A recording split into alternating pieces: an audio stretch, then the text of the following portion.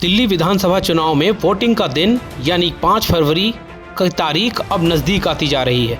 देश की राजधानी में मुख्य मुकाबला आम आदमी पार्टी, भारतीय जनता पार्टी और कांग्रेस के बीच है।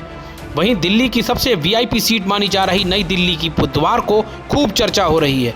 हो भी क्यों ना, आखिर इस सीट से आपके राष्ट्रीय संयोजक और पूर्व सीएम अरविंद केजरीवाल चुनावी ताल ठोक रहे हैं और बुधवार को उन्होंने अपना नामांकन भी दाखिल कर दिया है।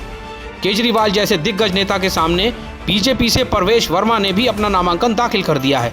वहीं कांग्रेस की ओर से दिग्गज नेता और पूर्व सीएम शीला दीक्षित के बेटे संदीप दीक्षित भी केजरीवाल को चुनौती दे रहे हैं। वहीं नामांकन से पहले केजरीवाल ने अपनी पत्नी के साथ कनॉट प्लेस में प्राचीन हनुमान मंदिर में पूजा अर्चना की।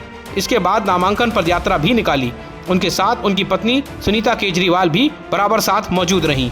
केजरीवाल ने अपील की कि दिल्ली के 2.5 करोड़ लोग मुझे अपना आशीर्वाद दें ताकि हम फिर से सरकार बनाकर स्कूल, अस्पताल, बिजली का काम कर सकें और महिलाओं को सम्मान राशि दे सकें। वहीं नामांकन के बाद केजरीवाल ने कहा कि नामांकन दाखिल हो गया है और मैं दिल्ली के लोगों से अपील करना चाहूँगा कि काम के लिए आप वोट दीजिएगा।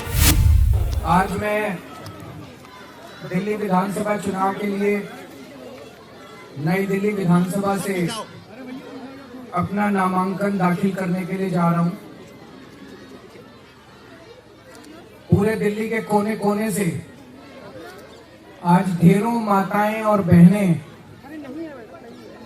मुझे आशीर्वाद देने के लिए यहाँ पे एकत्रित हुई हैं।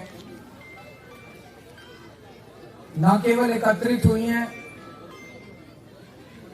ये मेरे साथ मेरा नामांकन भरवाने के लिए मेरे साथ जाएंगी।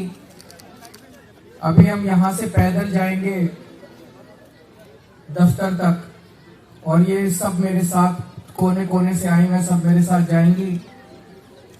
दिल्ली की सभी माताओं और बहनों का बहुत ज्यादा प्यार और आशीर्वाद मिल रहा है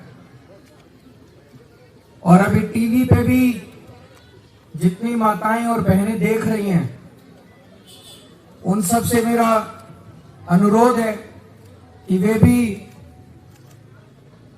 भगवान को हाथ जोड़ के हमें आशीर्वाद दें कि दिल्ली में फिर से हम लोगों की सरकार बने, आम आदमी पार्टी की सरकार बने और लोगों के लिए शिक्षा के क्षेत्र में, स्वास्थ्य के क्षेत्र में, बिजली, पानी, सड़क, महिलाओं को 2100 रुपए दिलवाने के लिए, इन सब कामों के लिए काम कर सके, काम करने वाली सरकार बने, ऐसा मेरी सभी माताओं बहनों से निवेदन है कि भगवान से प्रार्थना करें।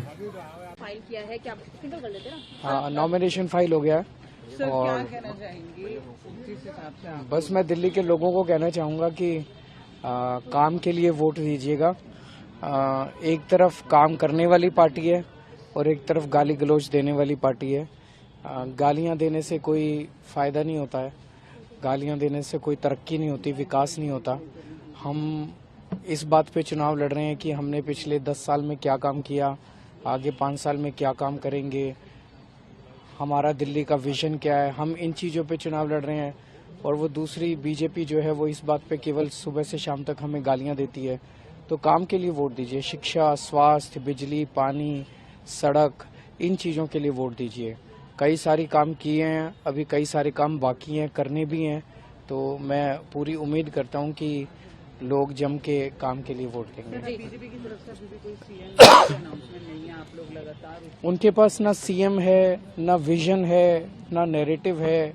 दिल्ली वालों के लिए क्या काम किए उन्होंने 10 साल में, उनके पास कोई जवाब नहीं है इसका। अगले 5 साल वो क्या काम करेंगे, इस बात का भी कोई जवाब नहीं है उनके पास।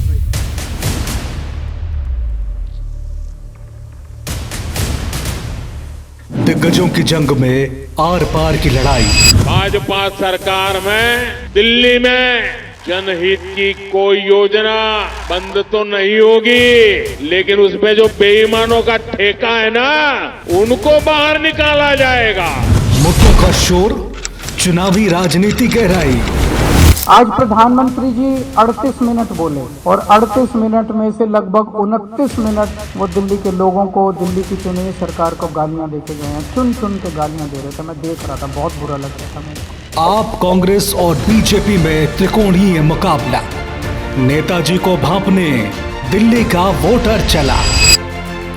चुनावी संघर्ष के बदलते रंग, दिल्ली का मतदाता किसके संग?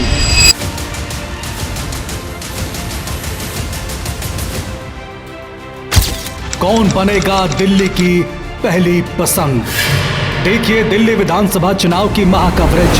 दिल्ली के दिल में कौन, सिर्फ जनहितैषी पर।